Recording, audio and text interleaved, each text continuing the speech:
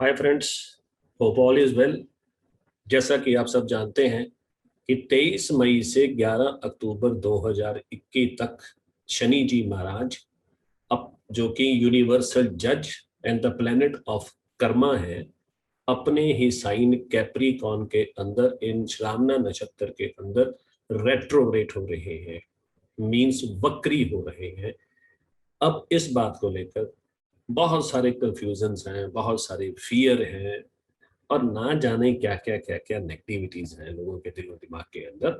क्योंकि शनि को, I think everybody feel that Saturn is the most malefic planet, पापी planet, cruel planet, ये सब कुछ इनके बारे में कहा गया है। पर एक्चुअली ऐसा कुछ भी नहीं। Shani is a most disciplined hard task master and the planet of your commitments in your life। काल देवता, जैसे वक्त का, घड़ी की सुइयां यानी कि टाइम का देवता कहा गया है। And down to the earth और your destiny maker through your own good and pious karma and the hard labour karma. You can make your own destiny through the Saturn. और मूर्ति कलाकार जो हमारे इस शरीर रूपी मूर्ति को चोटें दे दे के उसको तराशते हैं, तो इसलिए उसको मूर्ति कलाकार कहा गया है। अब लोग चोटों से घबरा जाते हैं, तो इसलिए उसको कहते हैं कि ये मैलिफिक है, हार्ड है। And overall the planet of your Karma कहा गया है, ना कि ये क्रूल है, मैलिफिक है। नो डाउट इसके काम करने का तरीका जो है वो बाकी सब प्लेनेट से डिफरेंट है। एक तो हार्ड है और दूसरा जो स्लो है, और सेम चीज हमारे कर्मों के रिजल्ट देने का तरीका भी हार्ड एंड स्लो है। जब तक आप हार्ड लेबर नहीं करोगे तब तक शनि जी महाराज, और कमिटमेंट और पंक्चुअलिटी से नहीं करोगे, शनि जी आपको कोई भी रिजल्ट जिंदगी में नहीं देंगे। अभी ऑलरेडी शनि जी महाराज कैप्रिकॉर्न साइन के अंदर पिछले साल से ट्रांजिट कर रहे हैं।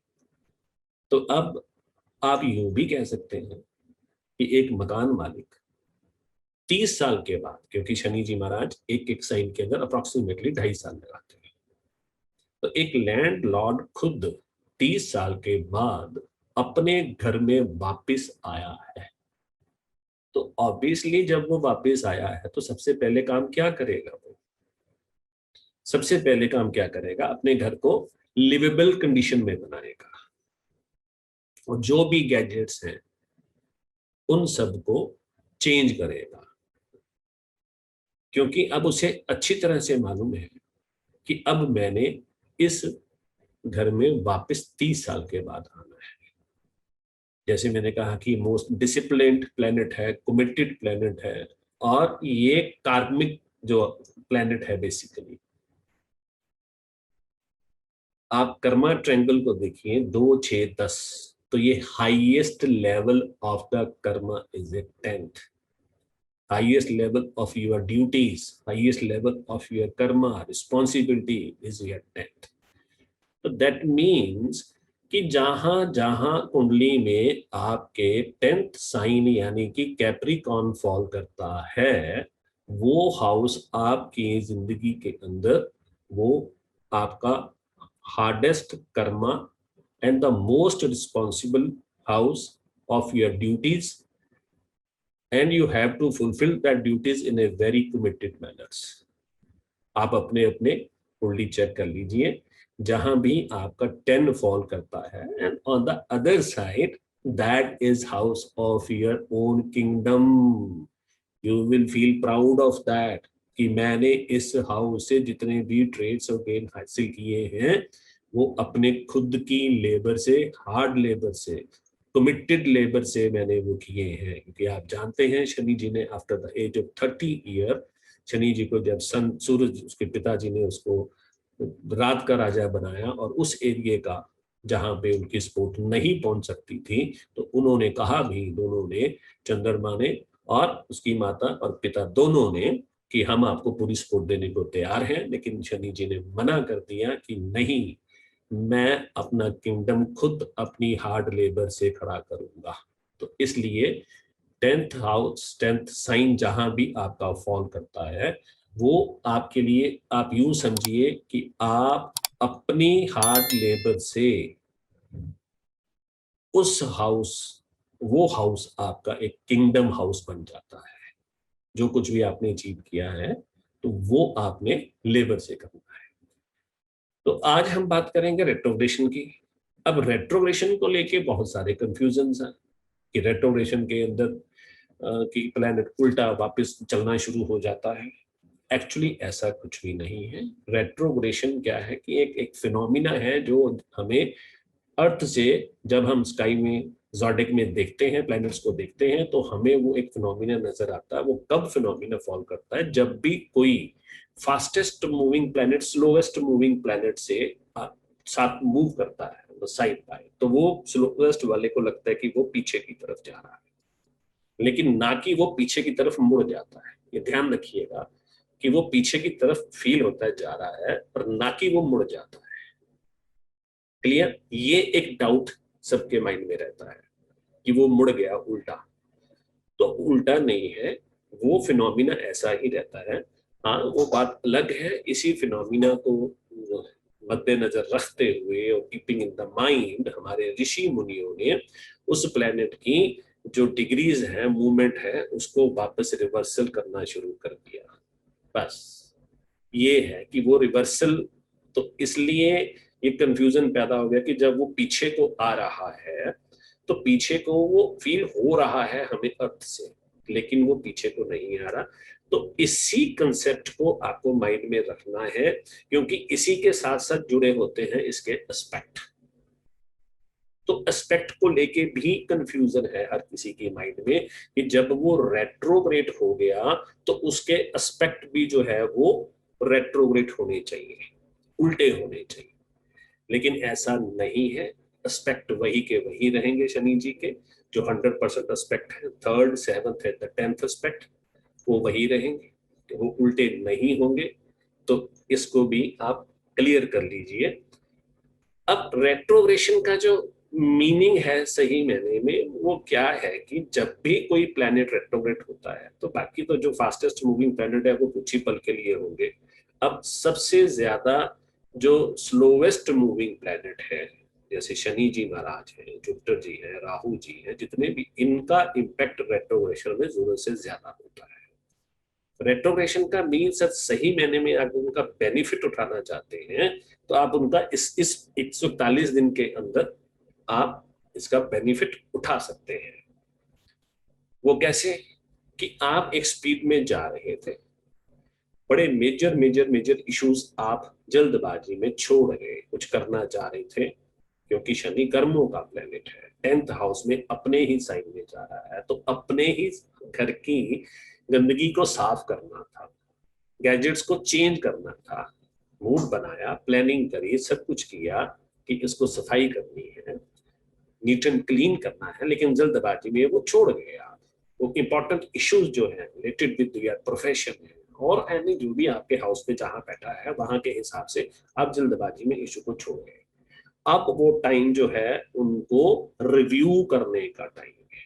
तो आप सिंपल ये कह सकते हैं कि R for retro and R for review, ना कि पैनिक होने का टाइम है। सो प्लीज आप इस चीज को ध्यान से समझिए।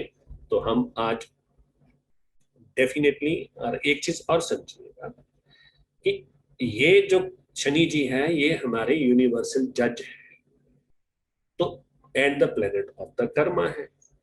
अब जज साहब ने हमारे कर्मों के हिसाब से हमें इस पीरियड के अंदर रिजल्ट देना है।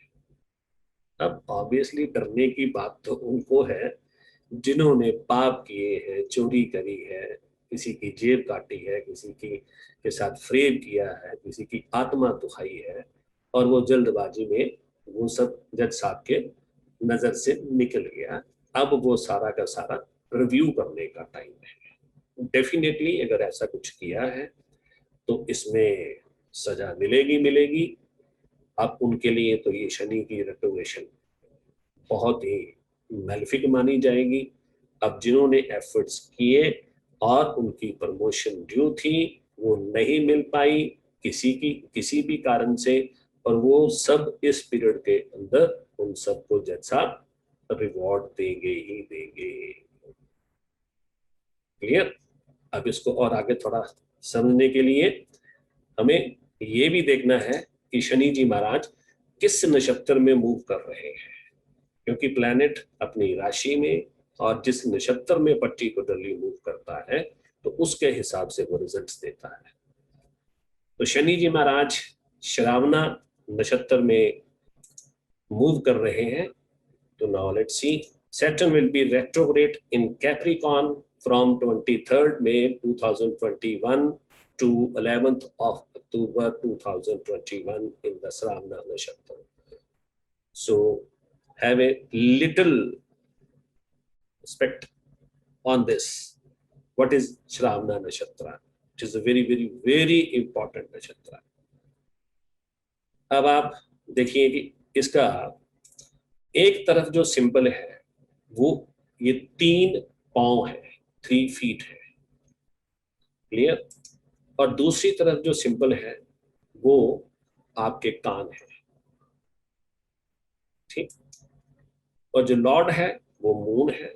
Of course is the fastest moving planet and the planet of your caring, emotions, nurturing, universal mother and ruling deity on the one side. ये जो 3 पांव आपको दिखाई दे रहे हैं ये विष्णु जी के 3 पांव हैं। ये वो 3 पांव है जो विष्णु जी ने वामन अवतार लेकर राजा बलि के क्रुएल्टी को खत्म करने के लिए और सृष्टि को बचाने के लिए ये अवतार लिया था। ये 3 कदम उन्होंने उठाए थे, ये वो 3 कदम है। क्लियर? तो अब यहाँ पे वेरी वेरी इंपॉर्टेंट आपको ये नोट करना है कि आपके कैप्रिकॉन जहां भी जिस साइन में हाउस में प्लेस्ड हैं, आपको इस रेट्रोग्रेशन पीरियड के अंदर 3 मेजर स्टेप उठाने हैं to resolve all those unsolved issues जो आप इग्नोर कर गए थे।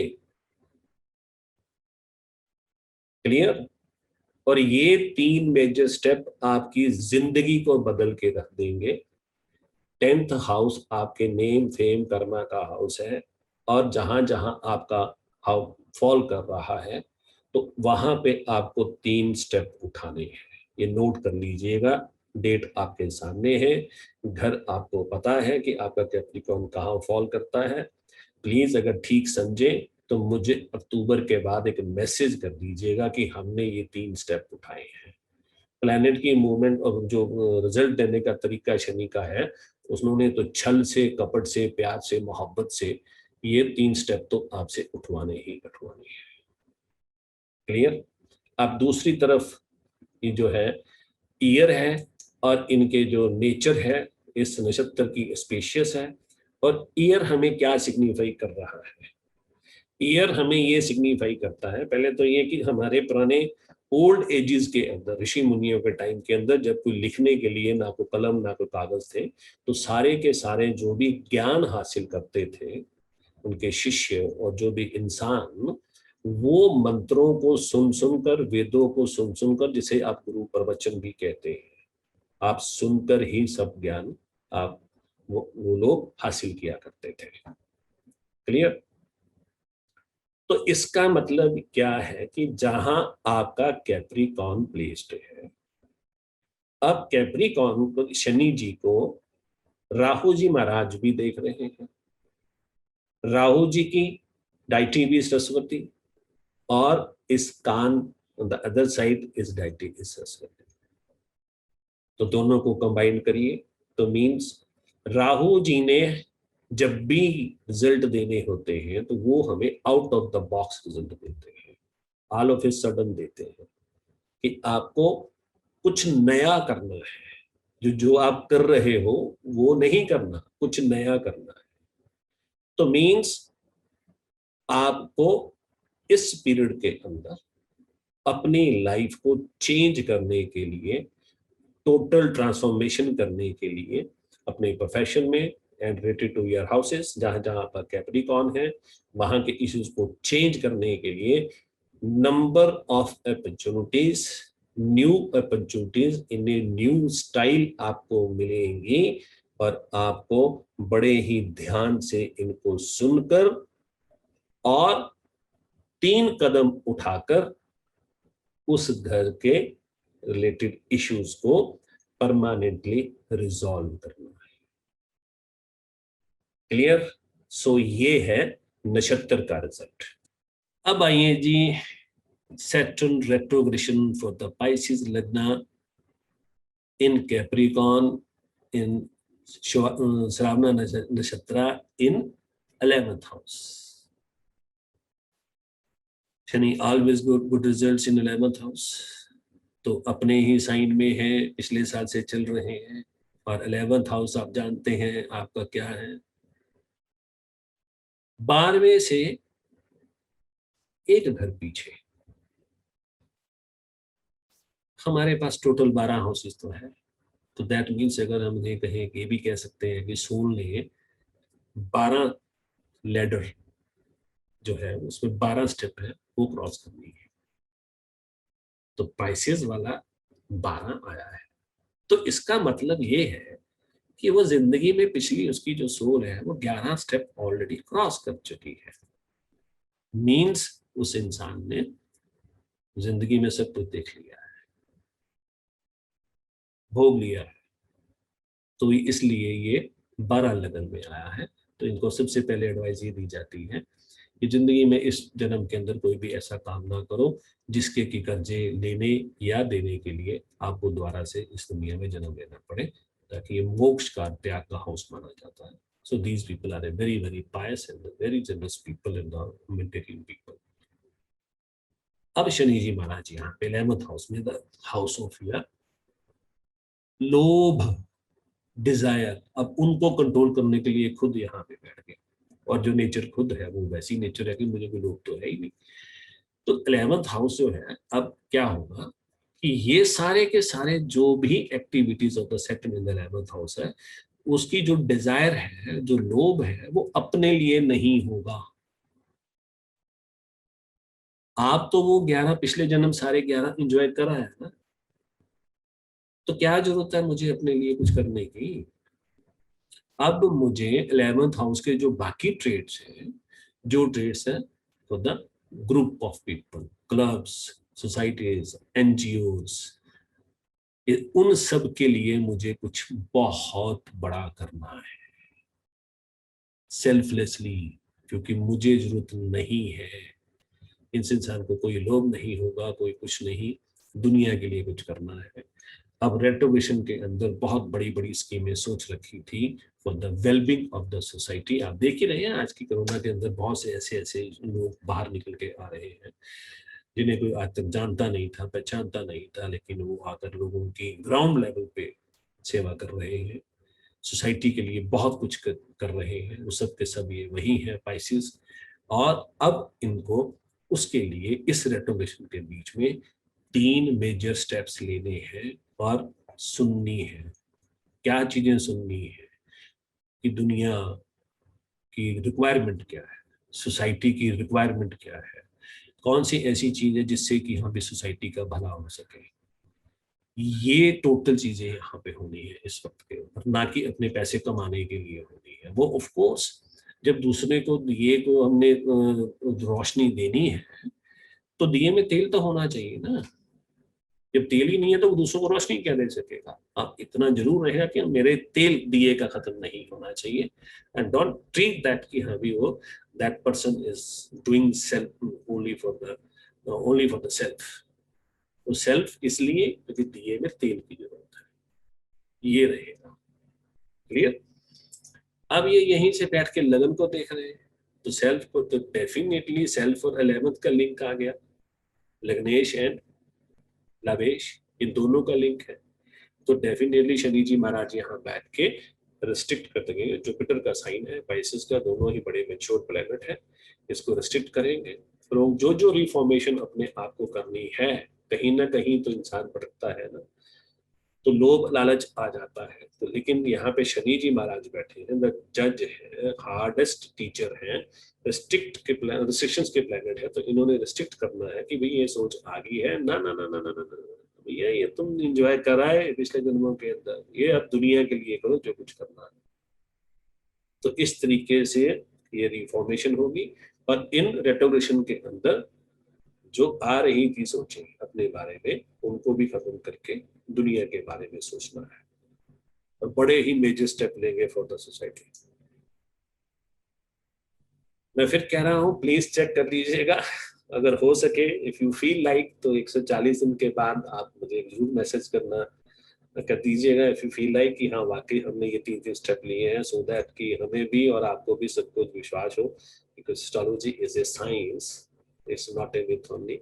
ये एक्चुअल में planets play the important role in our life.